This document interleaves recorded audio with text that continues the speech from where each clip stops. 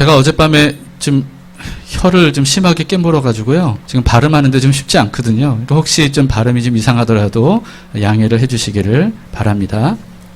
자, 여러분, 전쟁을 원하는 사람은 아무도 없어요. 근데 적이 공격해오면 전쟁을 안 할 수 없는 거죠. 맞서 싸워야만 합니다. 그래야 나를 지킬 수 있고 우리 가족을 지킬 수 있고 교회를 지킬 수 있고 나라를 지킬 수가 있습니다. 영적 전쟁도 마찬가지입니다. 악한 적들이 가정과 교회를 공격을 하면 우리가 가만히 있으면 안 되죠. 반드시 우리도 싸워서 이겨야 합니다. 싸우지 않으면 아무것도 지킬 수가 없고 이길 수도 없습니다. 그러나 영적 전쟁은요, 예수님의 이름으로 싸우기만 하면 그러면 반드시 이기게 된다라고 하는 것입니다. 최근에 일본 정부가 한국을 화이트리스트에서 배제함으로 인해서 그것 때문에 이제 한국의 불매운동, 일본산 불매운동들이 지금 일어나고 있지 않습니까? 이 운동이 금방 사그러질 것이다 라고 생각했던 많은 사람들의 생각과는 달리 지금 한 달이 지났는데 오히려 더 불이 붙고 있습니다. 더 많이 이게 확산이 되고 있고요. 처음에는 이게 뭐 어떤 일반 시민들의 운동으로 시작이 됐다가 지금은 뭐 기업들이 여기에 동참을 하고 관공서가 동참을 하면서 굉장히 더 많이 강해지고 있다라고 하는 겁니다. 그래서 실제로 일본 제품의 매출이 급격하게 떨어졌다고 해요. 근데 이렇게 한국이 일본의 경제적 공격에 대해서 강하게 이렇게 맞대응할 수 있는 이유가 무엇인가? 일본의 한 매체가 이렇게 글을 올렸더라고요. 한국 경제와 산업이 더 이상 일본에 의존하지 않아도 될 만큼 성장했기 때문이다. 이렇게 얘기했습니다. 예, 그래서 그런지 한국의 전투력이 이전과는 굉장히 달라진 것을 이번 일들을 통해서 느끼게 됩니다. 일본산 불매 운동이 시작될 그때쯤부터 우리 교회도 비슷한 시기에 영적 전쟁을 선포하면서 지금 영적 전쟁을 계속 싸워나가고 있습니다. 이 영적 전쟁을 선포한 다음에 여러분들은 느끼셨는지 모르겠지만요. 야, 정말 전쟁이구나 라고 하는 것을 날마다 느끼게 됩니다. 뭐 일들이 얼마나 많이 터지는지 여기서도 뻥 터지고 저기서도 뻥 터지고 굉장히 많은 일들이 터지고 그런 상황이었습니다. 이럴 때 참 감사하게도 하나님께서 저에게 전투력을 주신 것 같아요. 절대 지지 말아야 되겠다. 그리고 또 방금 우리 소진자매가 이야기를 한 것처럼 절대 지면 안 되겠다. 난 절대 지지 않을 거야 라고 하는 이런 마음을 가지게 된 것처럼 또 형제자매들 속에서도 그런 마음들을 가지고 있는 분들이 있게 된 것 같습니다. 그래서 감히 우리 교회와 우리 가정을 건드려? 너 가만두지 않았어. 그러면서 여러분 담대히 싸워 이기시기를 바랍니다. 네, 저도 그런 마음으로 지금 싸우고 있습니다. 이렇게 참 저 안에서 강한 전투력이 생겼다라고 하는 것을 느낀 것과 동시에 또 하나 강하게 느낀 게 있는데 뭐냐면 전우회예요. 여러분 담기 식구 한 사람 한 사람을 볼 때마다 이게 전우회가 느껴지더라고요. 정말 여러분들이 얼마나 고군분투하며 살아가고 있는지 이런 것들을 보면서 그러면서도 그 힘들고 어려운 과정 속에서도 힘을 다해서 버티고 싸우고 이기고 있구나 라고 하는 것을 보면서 뭔가 마음이 뭉클하고 뭔가 동질의식이 느껴지고 뭔가 좀 뭐랄까 서로 그렇게 함께 싸워가고 있다는 사실에 대해서 큰 위로와 힘이 저에게 있습니다. 그리고 또 어떤 사람들은요 정말 아슬아슬하고 위태위태해 보이는 사람들이 있어요. 정말 저러다 어떻게 되는 건 아닐까 하는 그런 사람들이 있는데 그런 사람들을 보면서도 제 안에서 정말 뜨겁게 중보하는 마음이 들고요. 그리고 끝까지 싸워서 이겼으면 좋겠다라고 하는 응원의 마음이 마음속에서 참 불이 나더라고요. 아마 저만 그런 것이 아닐 겁니다. 형제자매들 서로에 대해서 정말 나도 힘들지만 저 형제자매들이 힘든 것을 외면하지 않고 서로 기도하고 마음속에서 정말 응원하고 그러나 서로 조심하게 대하고 아무튼 이런 것들이 우리 모두에게 있는 것 같습니다. 이 전우회가 느껴지는 거예요. 근데 뭐 저만 여러분들에게 그런 어떤 마음을 가진 게 아니라 여러분들도 저에게 그런 마음이 있으신 것 같더라고요. 그래서 이 교회가 너무 힘들고 어려운 상황일 때 참 감사한 게 뭐냐 하면 이럴 때 더 솔선수범하고 교회를 섬겨주고 교회를 위해서 내가 뭘 할 수 있을까 이런 것들을 고민하면서 하나하나 제가 이렇게 하겠습니다 라고 하는 형제자매들이 있는 거예요. 그러니까 이걸 통해서 너무 참 마음속이 감동이 되고요. 뿐만 아니고 제가 목회자이고 교회를 이끌고 돌봐야 되는 상황인데 오히려 제 마음을 헤아려주고 저를 이렇게 위로해주고 격려해주고 이런 형제자매들이 있는 거예요. 그러니까 오히려 내가 도움을 줘야 되는데 내가 이렇게 도움을 받아도 되나 싶을 정도로 너무 큰 사랑들을 보내주고 있어서 이게 정말 너무나도 참 감사하다 하는 마음이 듭니다. 그래서 이런 생각이 들어요. 우리 교회가 강해지고 있구나 하는 것이 느껴지고 또 눈에 보이지 않는 영적 싸움을 어떻게 해야 되는지 우리 형제자매들이 잘 알고 있구나.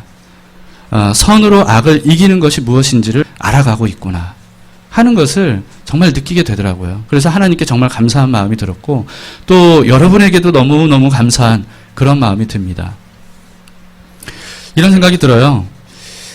사탄이 마귀가 아마 지금쯤 움찔하지 않을까. 우리를 괜히 건드렸다고 움찔하지 않을까 하는 그런 생각이 듭니다.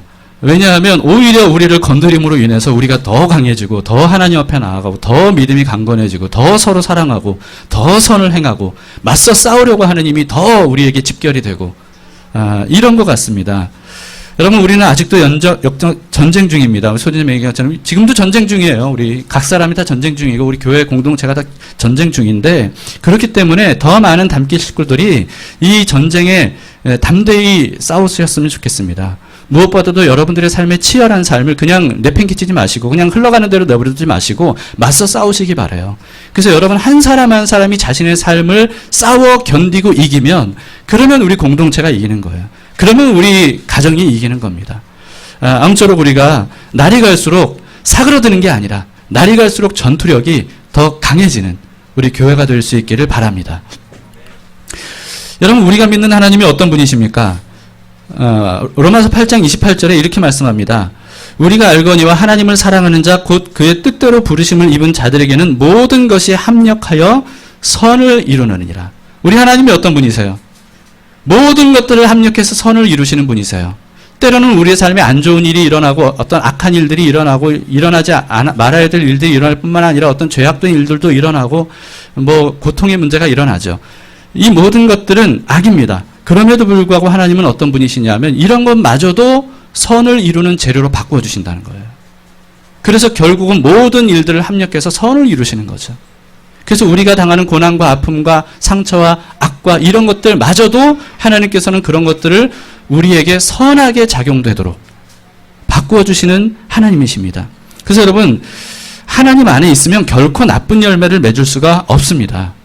우리는 하나님 안에만 있으면 하나님을 믿고 사랑하기만 하면 그러면 반드시 좋은 열매를 믿게 될 것입니다.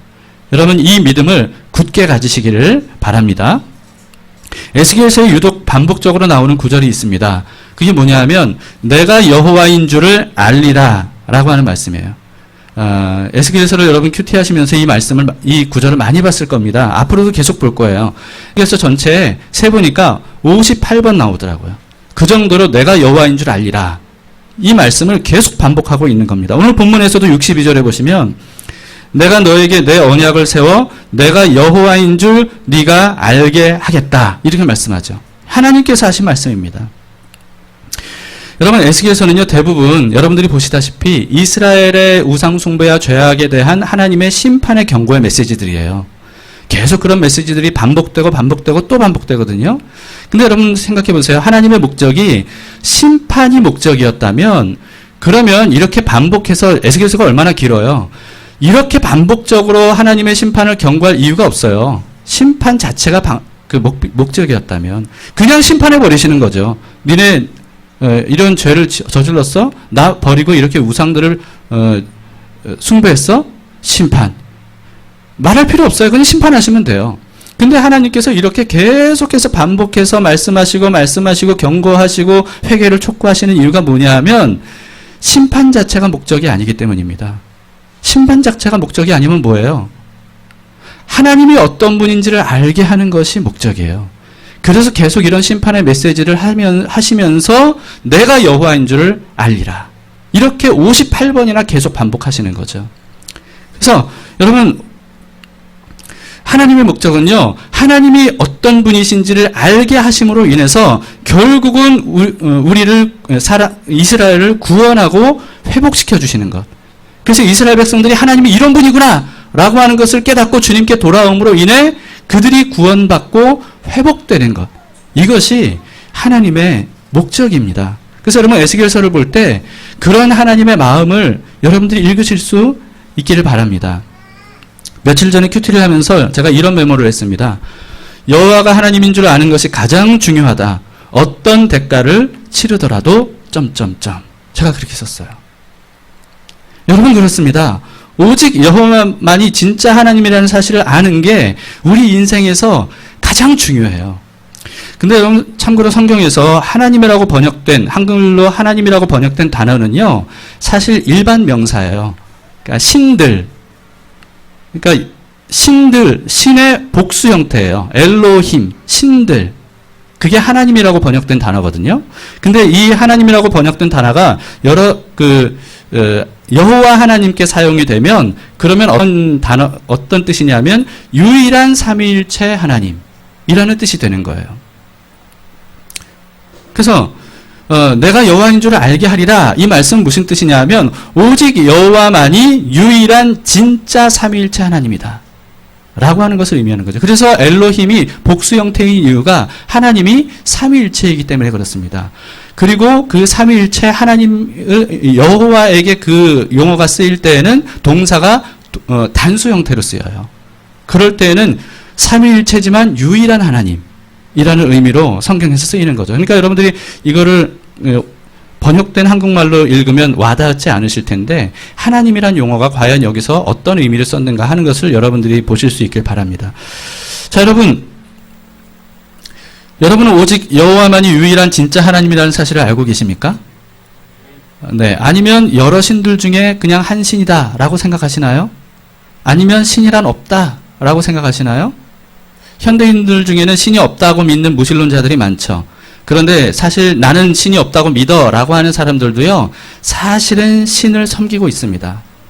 그들의 신은 정체가 뭐겠습니까?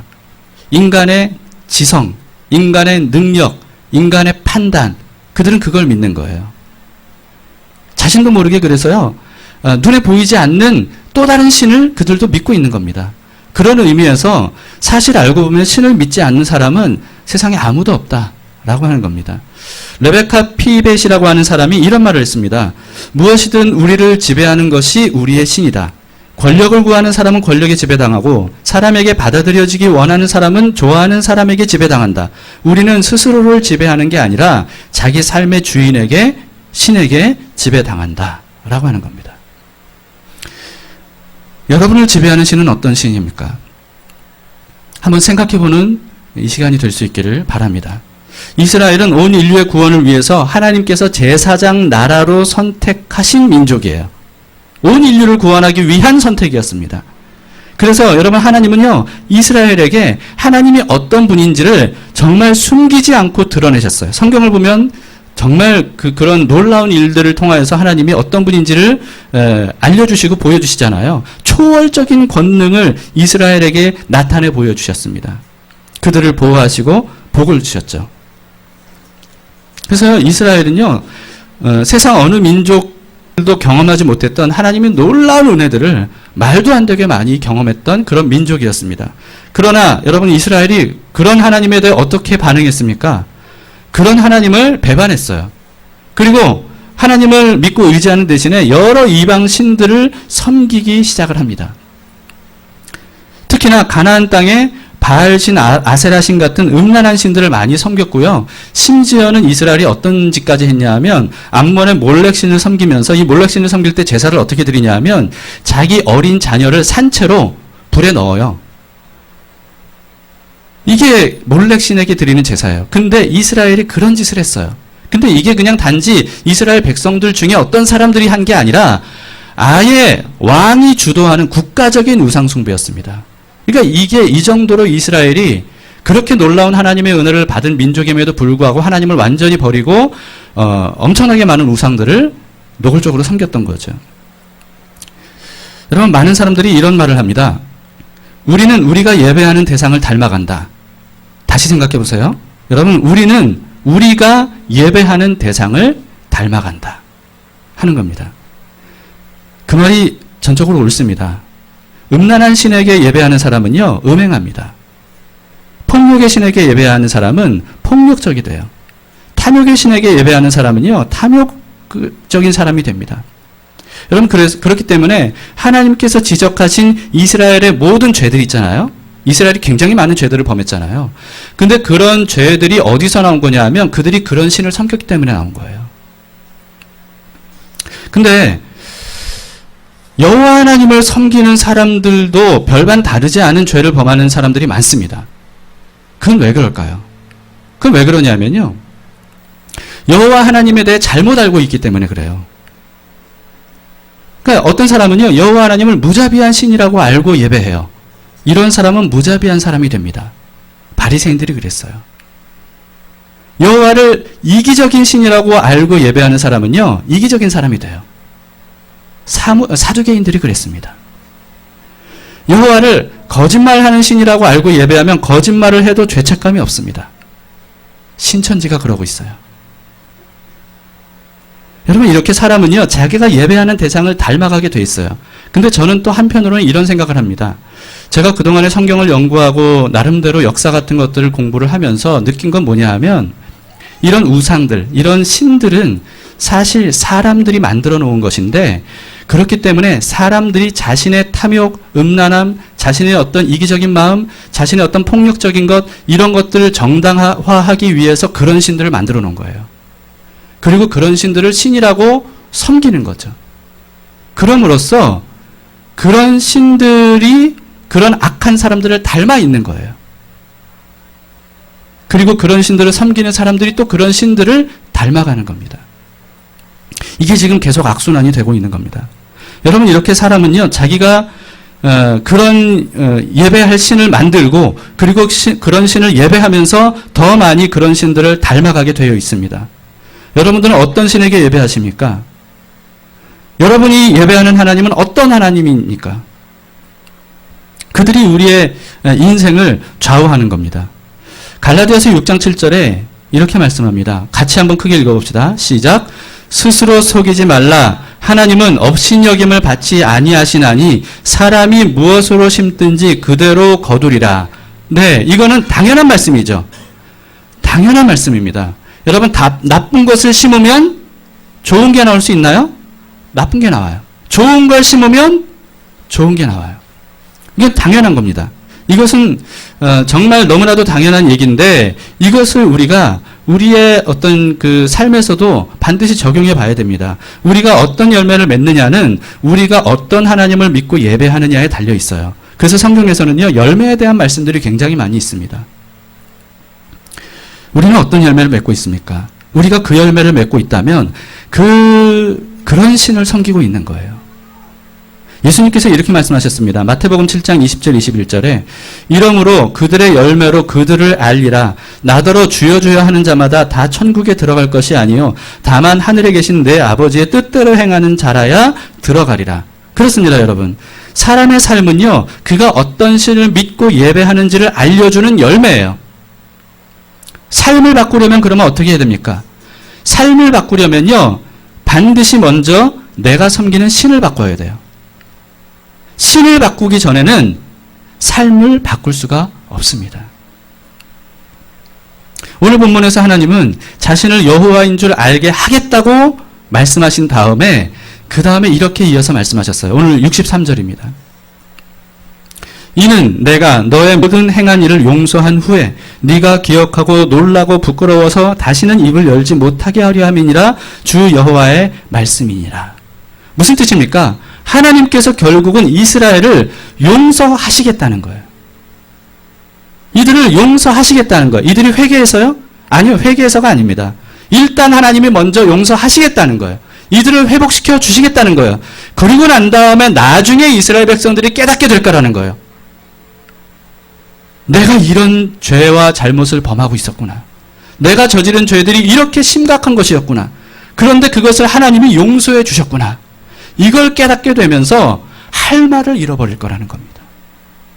하나님이 나 같은 사람을 이렇게 용서하시다니, 우리의 민족을 이토록 용서하셨다니, 이렇게 사랑하셨다니 할 말이 없어지는 거예요.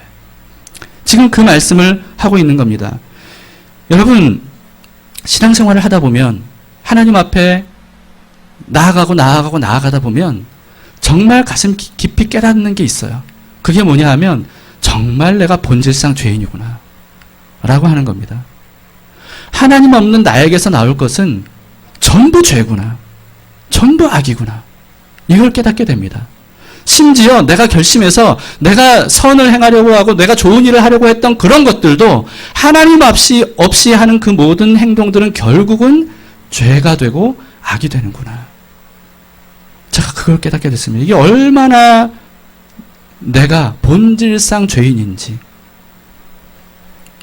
그런데 하나님은 어떤 하나님이세요? 그런 본질상 죄인인 저를 아직 죄인이었을 때에 사랑하셨어요. 아들을 보내시고 나 대신에 내 모든 죄를 그분에게 전가시키고 그분을 십자가에서 죽게 하심으로써 나를 의롭게 하시고 그분을 십자가에서 죽게 하심으로 나를 용서하셔서 하나님의 자녀가 되게 하셨어요. 여러분, 이걸 깨닫게 되면요, 할 말을 잃는 거예요. 그저 내가 할 수 있는 것은 감사할 수밖에 없는 거예요. 찬양할 수밖에 없는 거예요.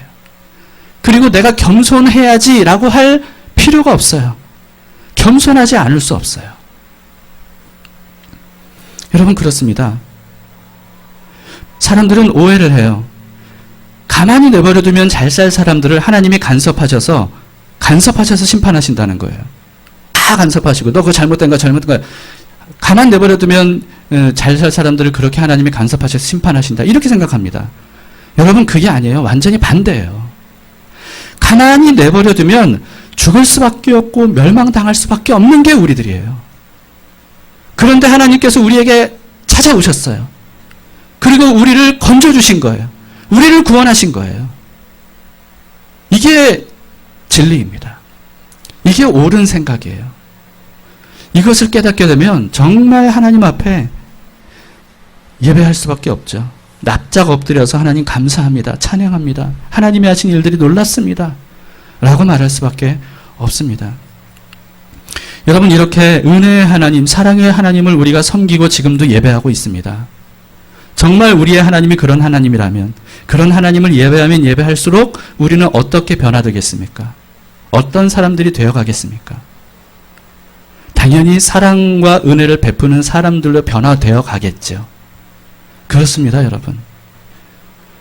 우리가 거룩하신 하나님을 섬기면 우리는 점점 거룩해질 거예요. 우리가 사랑의 하나님을 섬기면 우리는 점점 사랑하는 사람들이 되어갈 거예요. 이게 바로 성경이 우리에게 말씀하고 있는 겁니다. 그래서 하나님이 계속 반복적으로 말씀하시는 거예요. 내가 여호와이고 여호와가 어떤 존재인지를 너희가 알게 하겠다 라고 하는 거죠. 여러분, 바울은 하나님을 섬기고 예배하는 사람들이 맺는 열매를 구체적으로 알려줬습니다. 갈라디아서 5장 22절 23절에 보면 오직 성령의 열매는 시작 사랑과 희락과 화평과 오래 참음과 자비와 양성과 충성과 온유와 절제니 이 같은 것을 금지할 법이 없느니라. 잘 알고 있는 말씀이죠. 여러분, 우리가 하나님께 예배하고 섬길 때 우리에게서 이런 열매들이 당연히 맺혀진다는 거예요. 그런데 이런 열매들을 너가 맺을 열매는 이렇게 말씀하지 않아요. 뭐라고 말씀하셨죠?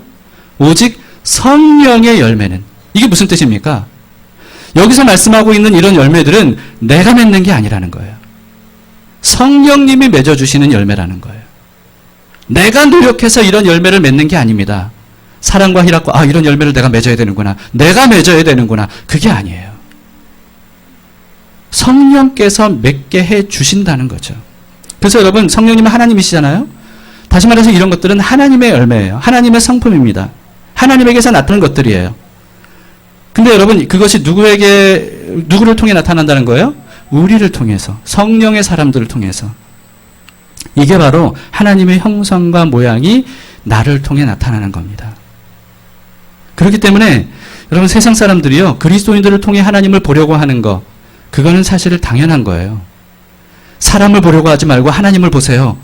그게 어떤 면에서는 맞아요. 근데 어떤 면에서는 틀립니다. 하나님은 우리를 통해 하나님을 보여주기를 원하시는 거예요.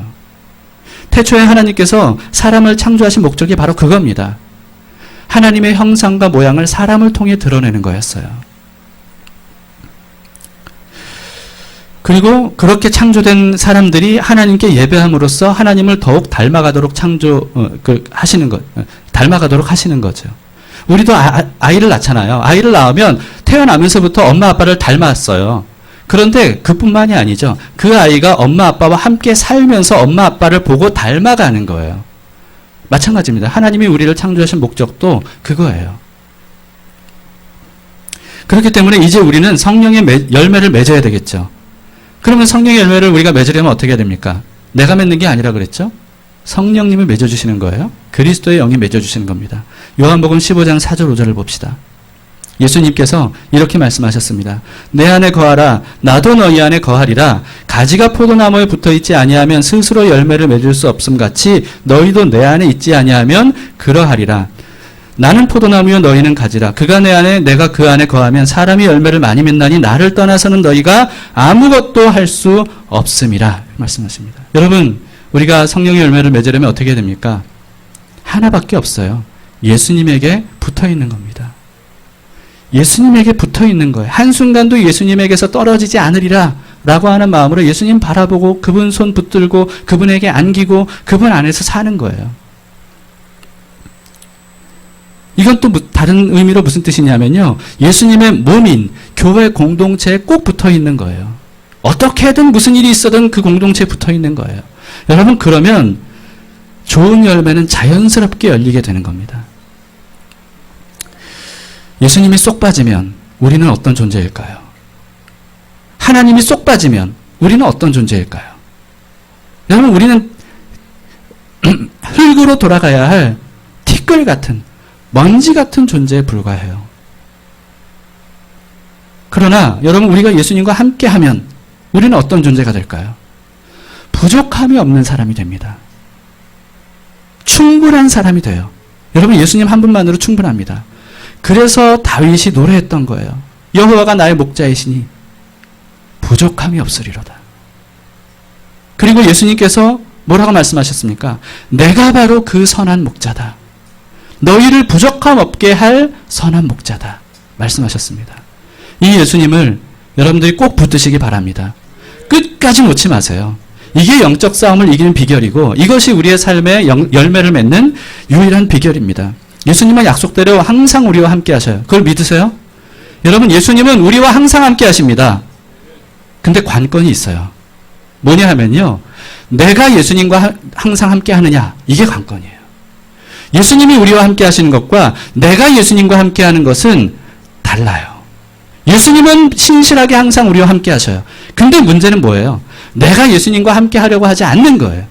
이게 문제예요. 그러나 우리가 예수님과 함께 하려는 마음으로 늘 예수님께 붙어 있으면 그러면 열매 맺고 승리하는 것이 우리에게 보장되어 있다. 라고 하는 겁니다. 어떤 사람들은 예수님께 모두 맡긴다는 것을 우리는 아무것도 안 해도 된다라고 잘못 알고 있어요. 아닙니다. 여러분 예수님을 믿는 것은 뭐냐 하면 예수님을 믿고 의지하는 것은 뭐냐 하면요. 하나님의 말씀과 뜻을 따라서 적극적으로 행하는 거예요. 이게 바로 하나님께 맡긴다는 의미입니다. 그런 사람은 오히려 어떤 삶을 살냐 하면요. 더 열정적으로 살아요. 왜냐하면 삶의 진정한 목적과 가치를 깨닫게 되기 때문입니다. 우리 모두가 그런 삶이 되었으면 좋겠습니다. 그렇다고 해서 여러분 지금보다 더 많은 일을 하라는 의미는 아니에요. 한 가지 일, 이제까지 해왔던 일들을 하시더라도 열정적으로 마음을 다하시라는 겁니다. 왜냐하면 그것이 바로 우리의 영적 싸움을 싸우는 방법이기 때문에 그래요. 하나님이 그런 삶을 살라고 우리에게 말씀하고 계시거든요. 의미 있고 가치 있도록 있는 일을 하라는 거예요. 8월 1일부터 좋은 습관 5분만을 지금 시작했습니다. 더 많은 분들이 동참했으면 좋겠습니다. 아직 시작이기 때문에 여러분들이 발동이 잘 안 걸린 것 같은 모습이 있는데 이제 여러분 그렇다고 해서 포기하지 마시고 시작하시면 돼요. 언제든지 시작하시면 됩니다. 가만히 있으면 저절로 건강해지나요? 우리 몸이? 가만히 있으면 몸이 저절로 건강해질까요? 아니에요. 가만히 내버려 두면 몸이 약해지고 쇠해지고 병들어요. 근데 우리의 몸을 땀 흘려 움직이면 그러면 몸이 강해집니다. 여러분 가만히 있으면 저절로 사람이 지혜로워지나요? 아니에요. 열심히 배워서 지식과 경험을 쌓아야 지혜로워져요. 사람이 어떤 존재냐 하면요. 아무것도 배우지 않으면 말조차 못한다 그러더라고요. 그래서 실제로 그 짐승에 의해 어릴 때부터 자란 아이는요, 말을 못 한대요. 우리가 말할 수 있는 이유는 배웠기 때문이에요. 우리 존재가 그런 존재입니다. 우리의 영혼도 마찬가지입니다. 가만히 있으면 영혼이 강건해질까요? 아니에요. 약해집니다. 그래서 둔해지고 병들고 결국은 죽어요. 그러나 열심히 경건의 연습으로 우리의 영혼을 단련하면 그러면 우리의 영혼이 강건해집니다. 그래서 세상을 이길 힘을 우리가 얻게 되는 거죠.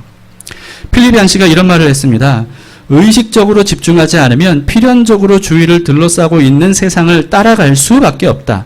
결국 성취와 경쟁을 가장 우선시하는 세상에 이끌려 다니는 것이다. 여러분 그렇습니다. 세상에 끌려다니지 않으려면 하루 1440분 중에 단 5분만이라도 하나님과 함께하는 경건의 연습을 해야 됩니다. 우리는 이미 로렌스 형제의 그 하나님의 임재 연습과 그리고 프랭크 루박의 1분 게임이라고 하는 책을 통해서 이렇게 치열하게 영적 연습을 하고 훈련을 했던 사람들이 얼마나 풍성한 삶을 살았는지 우리는 이미 봤습니다. 이제 우리 차례입니다. 여러분 우리가 그런 삶을 살아갈 수 있기를 바랍니다. 삶이 힘들고 어려울지라도 여러분 포기하지 마세요. 하나님이 우리와 함께 하십니다. 우리가 그 하나님과 함께 하기만 하면 그러면 우리에게는 승리가 보장되어 있습니다. 끝까지 버텨내시고 이겨내시고 전투력을 다해서 마귀를 향해 전쟁을 선포하고 힘껏 싸우면 우리는 반드시 이길 줄 믿습니다. 아멘.